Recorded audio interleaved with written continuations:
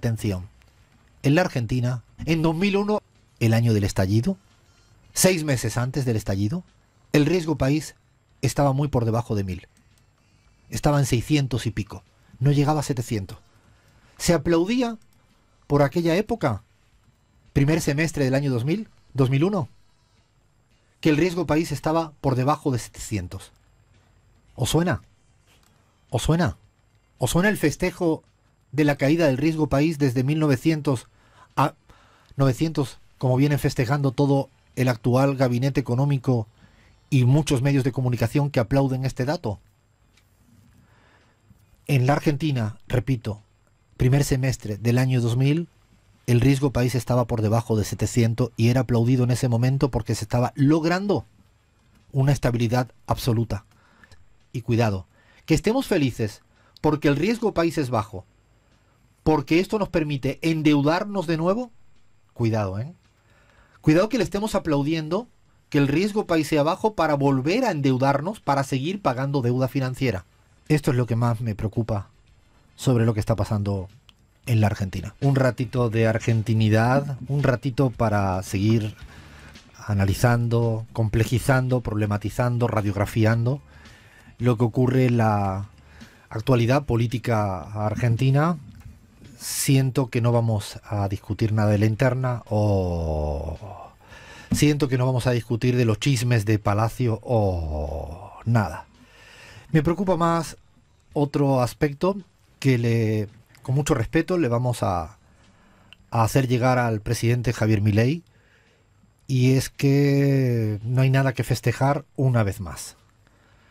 No es que seamos aguafiestas, estaríamos felices si la gente estuviera viviendo muy bien, pero no es el caso y no estamos dispuestos a aplaudir y festejar lo que no es festejable. Voy a empezar con un dato o un concepto muy básico que yo espero que el señor Javier Milei y su séquito hayan leído alguna vez un manual de teoría económica y que hayan descubierto que hace más de 40 años apareció en economía un término muy presente, omnipresente, que se llama financiarización, que a veces es difícil, parece un trabalengua, pero entrénelo, señor Javier Milei, quizás le vaya a salir. Financiarización. Insisto que no es un término nuevo, ni es ninguna creatividad libertaria, ni del 2024, ni del 2023, ni siquiera es de la Argentina, creado en la Argentina. La financiarización no es más que cuando el mundo mundial, la economía global, tiene una fuerte dependencia de todo lo que ocurre en el universo de las finanzas.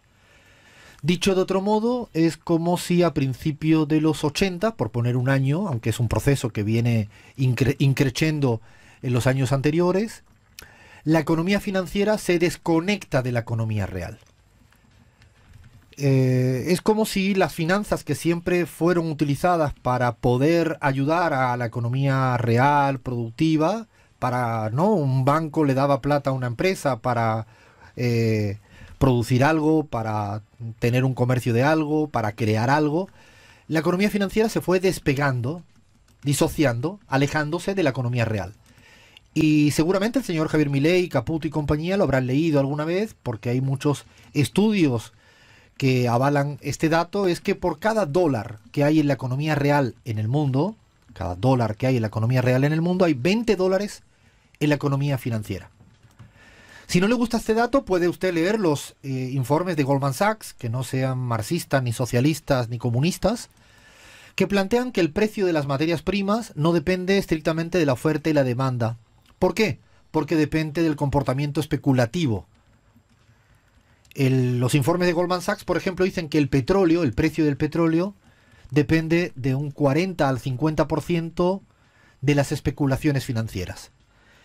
Es decir, las apuestas financieras sobre algo determina el precio de las cosas. No el precio de las cosas se determina por la cantidad de oferta y demanda que hay. Se van girando, ¿no?, las prioridades de la economía, y cada vez es más importante, se lo digo a la gente futbolera de la Argentina, es mucho más relevante lo que pasa sobre las apuestas del resultado de un partido de fútbol que lo que pasa en la cancha de fútbol. Es tan sencillo como eso. como que se puede mover mucha más plata en las apuestas respecto a los partidos de fútbol que la plata que se mueve en el partido de fútbol. Pues esto es lo mismo, se mueve más plata en la especulación financiera, en la timba financiera, en el casino financiero, que lo que pasa en la economía real. Yo me imagino que esto lo habrá leído el señor Javier Milei, que presume de ser un buen lector, porque además, insisto, es algo que viene desde hace décadas. Claro, el riesgo país, lo único que mide es el riesgo de pagar a los acreedores financieros. Por lo tanto, se preocupa o se ocupa únicamente de cuánto un país puede llegar a pagar lo que le debe a un acreedor financiero, no lo que le debe a la familia que no tiene para comer. Eso le vale madres, le importa un carajo al riesgo país. El riesgo país, que además lo hace un banco, curiosamente, JP Morgan, que lo viene trabajando desde hace tiempo, lo que te dice es el riesgo que el país tiene para no pagarle a sus acreedores financieros. Otro dato que no es casual es que el concepto riesgo país fue creado, insisto, en el 1982 por el comité del Grupo de los 10, llamado también Comité Cook, en Basilea, que precisamente estaba circunscrito para que las empresas privadas pudieran pagar a sus acreedores financieros, y luego esto se extrapoló a nivel de estados, de país. Yo recomiendo, y fíjense que voy a hacer una confesión al aire, hoy en estos días tuve como una suerte de pulso con el Google. El Google no siempre te ayuda a descubrir información. Yo quería, porque había estudiado en su momento de doctorado, que el riesgo país no había anticipado las crisis financieras, ni siquiera. Dicho de otro modo, es que el riesgo país podía estar a la baja y a los pocos meses se fue a la mierda la economía y las finanzas de un país. Y yo recuerdo que había estudiado en el doctorado que habían muchos casos a lo largo del mundo en los cuales el riesgo país ni siquiera anticipaba para lo que era creado, que era anticipar que iba a venir una crisis financiera. Y el Google, cuando tú le preguntabas por esto, no te daba la respuesta, sino te llevaba al otro marco. Es muy interesante cuando tú en el Google le estás llevando la contra al mainstream.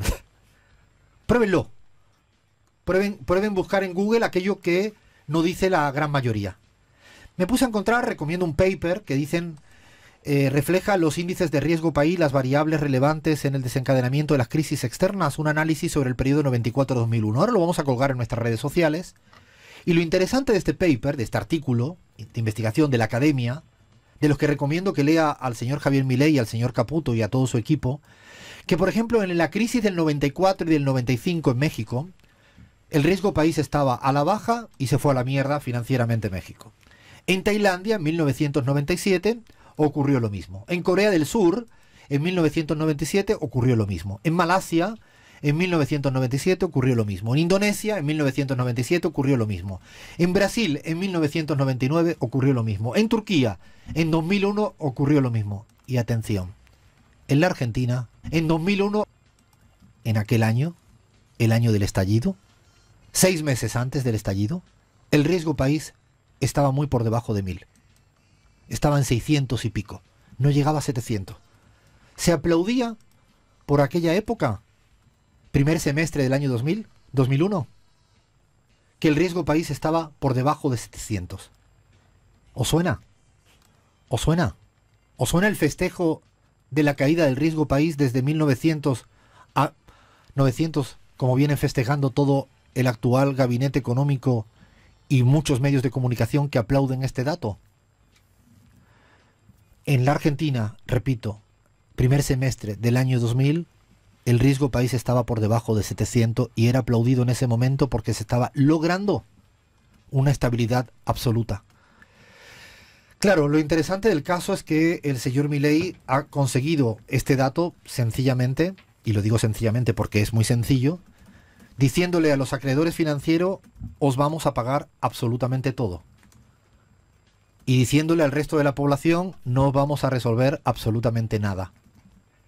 Y JP Morgan te lo aplaude. JP Morgan no te anticipa si se viene una crisis financiera o no en el país.